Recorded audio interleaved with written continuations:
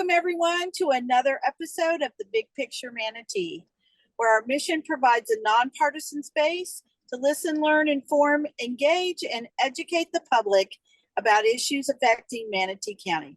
Hi again, I'm Sherry Courier, coming with 30 years of experience in government at top administration level, and again with my colleagues at the Big Picture Manatee. Hello, everyone. Reggie Bellamy, former County Commissioner of District 2, proud Army veteran. Welcome aboard. Hey guys, I'm Misty Servia, former County Commissioner also for Manatee and urban planner for 30 years in the region. Happy to be here. And you can all see we have a returning guest. Thank you, Cathy Antunes, for being with us. Again, we can't get enough of this information about dark money and becoming more educated. So we really appreciate you being here. And as we do start our program, we always like to remind everyone that the views expressed here are our own and not reflective of the Big Picture Manatee as a whole. So getting started, let's just let our viewers, again, if anybody's new tuning in, a little bit about Cathy. Is that she's the host of The Detail. It's a radio show on WSLR, that's at 96.5 FM, where she details information about local and state politics. Welcome, Cathy. We know we've got your big bio on our website, and we want to launch right in to getting started with some questions for you. So hopefully you're ready for today. Yes, thanks so much for having me. Great. Yeah, so just jumping right in, and both sessions have been great and very, very informative. But now we're here, and we're ready to talk about, what do you think about, some strategies as far as we have an election coming up in 2024. How dark money, and what strategies may be used with dark money in the 2024 election. Yeah, so I think it's important, I don't see this getting better anytime soon. And the best way to improve the local representation is to have educated voters, and for voters to understand that there are lots of people out there who want to influence them. So not necessarily for the greater good, right? But because they have their own agenda, they want what they want. Often in Florida, it's about development. It can also be about the privatization of public schools.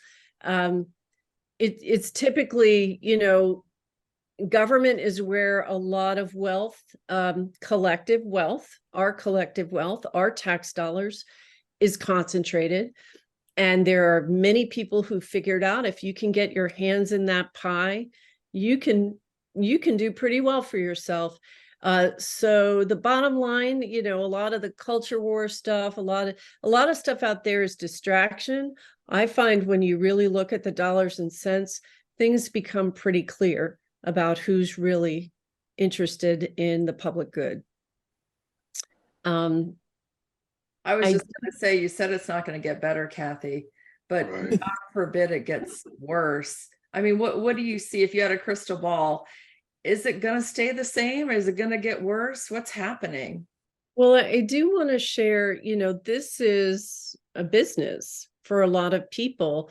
Political targeting and political messaging is another area. You talk about development in Sarasota and Manatee being a source of wealth. I just want to share, I'm going to share my screen and show you all our county commissioner, Christian Ziegler. He's now the chair, of the Florida GOP. He has a company, and this is from his 2020 financial disclosure. It's called Micro-Targeted Media. And micro-targeting is a very specific technique using profiles of voters to target messages. There's actually been legislation in Congress to get rid of micro-targeted political messaging, but that is a big business for Mr. Ziegler. So you can see here his county commission salary, 88,000. But the year 2020, the income from micro-targeted media was over $300,000. Those who are profiting from this kind of political messaging and, sending out the mailers is one, but this is, social media messaging. It's very cheap and effective. They're not going to want it to go away anytime soon. And for us to understand that our personal information is being used to create, certain messaging going to particular demographics, and this is happening locally too, is important, so that you look at all when you're bombarded. Like, I'll go on YouTube during the school board campaign, and I was getting over and over and over again the same 15-second political ad for a particular candidate, which told me a couple of things. One is that candidate had a ton of money to spend, right? And they knew enough about me and had gotten enough information about my demographic that they were investing in hitting me with the same message over and over and over again. And doing what I do, I'm like, I don't like that, and I know what that means. I know it means they've got these big piles of cash and they're trying to buy the election. It feels creepy, doesn't it? Like, it's almost like those ads, like when you've been shopping for a lawnmower and then all of a sudden you're getting 3 or 4 different companies trying to sell you a lawnmower. It's like, ooh. It's exactly the same as that. And the thing is, politically, one way to win an election is to elevate your preferred candidate. Another way is to trash or put out misinformation or suppress the vote for the candidate that you don't want to win. And we've seen this politically with national races where certain targeted groups were given the wrong day to go vote. Oh, election day is Wednesday. And the problem with the micro-targeting is a candidate can be speaking out of both sides of their mouth, but you're not able to know it because only certain people are getting the message, which is why Congress has looked at outlawing it. There's a lot of remedies that could help, but in the meantime, we have just got to get smarter about how we're being influenced. And that was one of the main reasons I wrote my ebook, Local Dark Money. Yeah, tell us a little bit more about your ebook. Right. So, I began really noticing, and it was the school board race in 2015 where Frank Kovach, and this was in Sarasota County, said, things had gotten very different.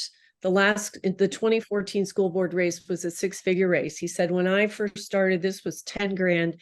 I don't like the environment anymore. I started researching dark money then and realizing the gentleman who ran unopposed to replace Mr. Kovach, Eric Robinson, was heading up. And in my dark money research, he was a treasurer and an officer in just pack after pack after pack. And so I started really taking a look at these political committees who were active locally, who was donating to them, and how the money churned from one pack to another. And so what my ebook does is it uses a lot of diagrams and simplifies something that's pretty complicated, basically shows the voter, who's really trying to influence your vote and just how much money is involved in local elections. A lot of people think local elections are an afterthought. Maybe they don't spend as much time researching, but boy, when you understand what's at risk and how important it is to have people in those chairs who really listen to the public and are looking out for the public, it just changes your point of view. And that was my intention in writing the book, to just expose these dynamics. It seems like those efforts have elevated. You mentioned the negative ads, as we've been in our communities for longer, you start to see more of that. I mean, Mhm. we're coming in on a, coming up on a 2024, election, and we're trying to learn more about how to watch some of these things. What do you think is potentially the next level of this kind of advertising? Well, it's hard to anticipate it. I'm not necessarily the best person at it, anticipating the bad things that are going to come. I just know that as long as this stuff works, there will be people who keep investing in it. But I do want to give people some hope. Like in Sarasota County, when Eric Robinson had an opponent, he ran unopposed in 2016. But in 2020, he was challenged by Tom Edwards. And I knew that people were becoming very aware of this conflict of interest, right, with the PAC management. And there were some other problems too with his candidacy, with his reelection, things he had to answer for. Tom Edwards had $30,000 in his campaign. Eric Robinson spent $220,000 to run for school board, and the teachers union spent $30,000. And Edwards won. And it wasn't a squeaker. He won decisively. What that says to me is that when people really understand this conflict of interest, when people really see that somebody is there because they're, they have this huge advantage financially, and then with Mr. Robinson in particular, because he was managing so many PACs and he was making serious money, right, from doing that work. The question becomes, who are you really working for? When the voters see that and understand it, they include that in their determination about who they want to sit in those seats. For me, that's always going to be the best situation. And that's what we need to strive for, is to inoculate our community from all of this money with understanding, with a healthy skepticism. Talk to your neighbors about who these people are. Do not go in the voting booth not knowing the local candidates and what they stand for and who's funding them. Be suspicious if you're getting an avalanche of mailers weeks before the campaign, or right at the end of the campaign. I know a lot of people like to vote early. I'm an election day voter. I really enjoy voting on election day. But just don't take your local races for granted. And once you start really paying attention, I think it's surprisingly addictive. I think people will find that their local politics is very important and worth paying attention to. I always said that local politics has a bigger impact on your life than national. Everybody gets excited about those presidential races, but that really translates to very little in our day-to-day existence. I really appreciate the work you do, Cathy. Thank you. Well, I appreciate all of you, and thank you for asking me to share this. And I am updating my ebook. When I have the update, I'll share that with you too. Hey, I don't know if we have time. I do have one more quick question about, I've seen a lot of texting now, with the technology. Not only are we seeing the postcards, which are a certainty, people get those, and by the time they dump them in the recycle bin, they've already received the message that was intended. But now with the text messages, and I mean, that's just, to me, that's really ratcheted the game up. Yeah, the text messaging is interesting too, because they often don't have disclosures on them. And again, they're often delivered with this micro-targeting aspect, that you have been chosen. You have to wonder, why are they choosing me to get this text message? Why this particular information is being shared with me? How did they get my phone number? A lot of people find them annoying, but your voter record is a public record. And so often, they will get this information. But political committees, it's really cheap to send out text messages, and political committees are using that. The PACs are using that way to reach you too. So again, I think it would be very useful for Congress to outlaw micro-targeting when it comes to politics. It's created a lot of disruption and misinformation. And we deserve as voters to have some protection regarding our personal information. Yeah, we recently had an incident here in Manatee County where information, more than just your voter record, but more information became public record. And as you were speaking, I was thinking about any citizens that were involved in that, and how even, any of us get these text messages. But you're right. You showed us a considerable amount of detailed information that's available on the state's public website on our last episode, and who's putting money in and how it's transferring back and forth. And I think that the average everyday citizen doesn't understand the magnitude or volume of this lucrative work that these people are doing in these candidacies. Yeah. A lot of times it gets down to, even though it's so simple, it's so complex, right? But, if it looks like a duck and it walks like a duck and it talks like a duck. So if you find somebody just has so much money and you're getting mailer after mailer after mailer, I can tell you right now, most grassroots they don't have that money. Not even most, none that I have ever seen can put out mailer after mailer, text message after text message. When that's happening, you have to ask, who's this person really working for? Are they bots? Is this a candidate that's going to do the bidding of the people who are funding all this messaging? So just to keep it really simple, with a full court press, if you're getting the full court political press, you gotta guard, you gotta go, wait a minute, something's wrong here. This doesn't look right.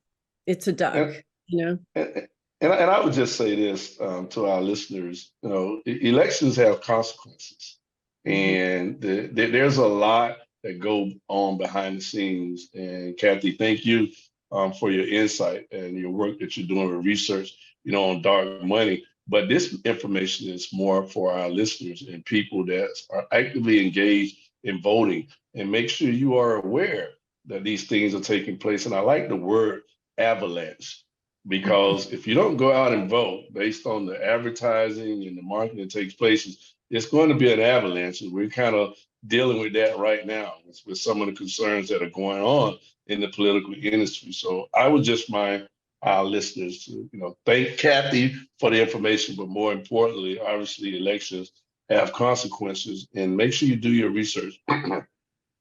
Yeah. Talk to your neighbors.